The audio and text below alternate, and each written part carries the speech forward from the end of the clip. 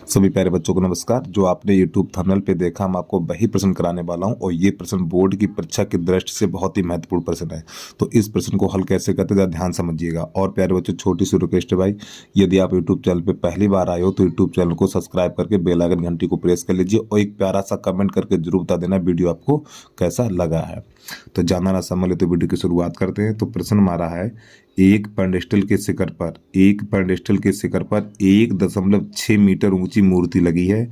भूमि के एक बिंदु से मूर्ति के शिखर का उन्नयन कोण 60 अंश है और उसी बिंदु से पेंडेस्टल के शिखर का उन्नयन कोण 45 अंश है। तो पेंडेस्टल की ऊंचाई ज्ञात कीजिए।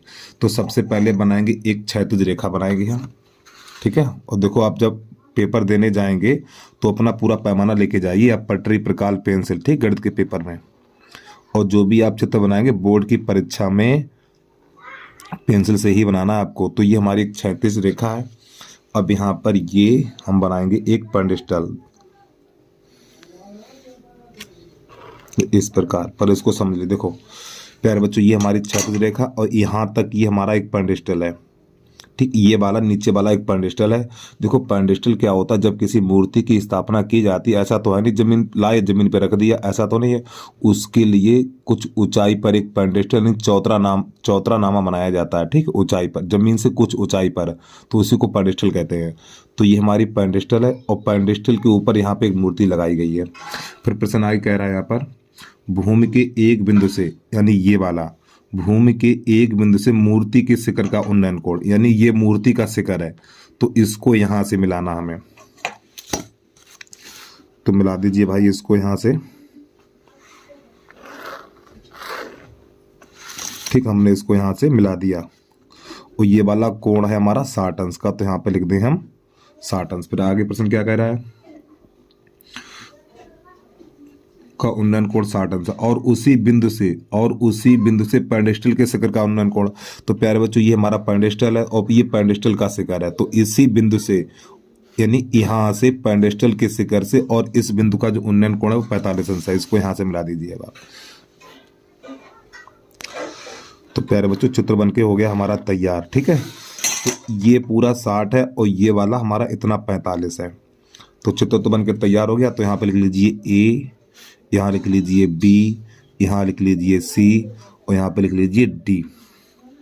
अब यहाँ पे कितनी ऊंचाई दे रखी है, 1.6 मीटर ऊंची मूर्ति है। तो प्यारे बच्चों, ये हमारी मूर्ति है जिसकी लंबाई 1.6 मीटर है। हमारे पास जगह नहीं है तो 1.6 मीटर लिख लीजिए।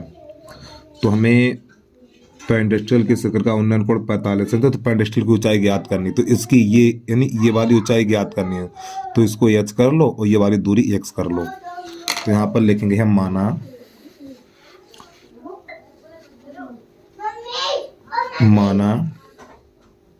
BC एक पेंडेस्टल है,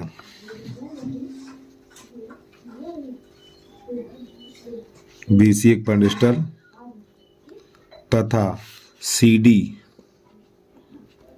एक मूर्ति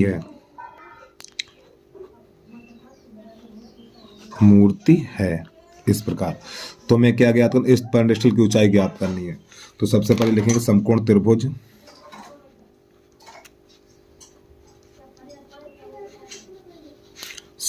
त्रिभुज, ABC में, तो यहाँ पे लिखना tan 45, ठीक। ये लंबटा आधार होता तो h/x लिखना हमें। तो AH/AX और tan 45 का मान 1, तो AH/AX, इसके नीचे 1 कर लीजिए। तो इसका गुणा इसमें और इसका इसमें, तो AX बराबर हो जाएगा हमारा AH, इतना, ठीक है। अब इसके बाद समकोण त्रिभुज ABD में,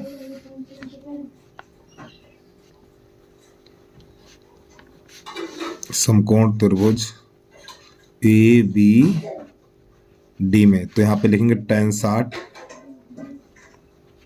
तो देखो ये हमारा पूरा लंब हो जाएगा, तो 1.6 प्लस AH, तो 1.6 और प्लस AH और बटा AX, और tan 60 का मान √3, तो 1.6 और प्लस AH, और प्यारे बच्चों इस x का मान कितना h है, तो यहाँ पे h लगा दीजिए।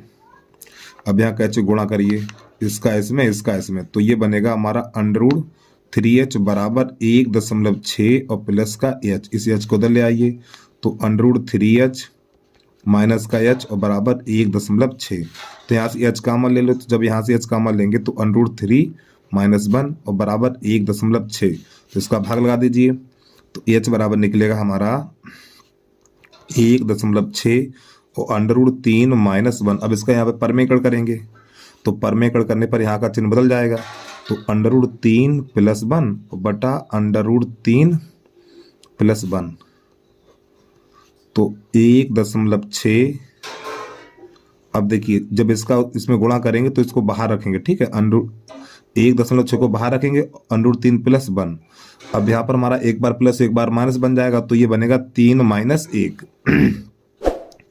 तो h बराबर होगा 1.6 और कोष्टक के अंदर अंडर 3 प्लस 1, नीचे बचेगा 2 और 2 का भाग इसमें लगाएंगे तो h बराबर निकलेगा हमारा 0.8। अरे भैया 2 अट्ठे 16 हो जाएगा ना, ठीक है, यह हो जाएगा अंडर 3 और प्लस 1 मीटर। तो बस प्यारे बच्चों यही प्रश्न का आ गया आंसर। तो उम्मीद है आपको समझ में आया होगा। तो बस आज के लिए इतना ही। जय हिंद, जय भारत।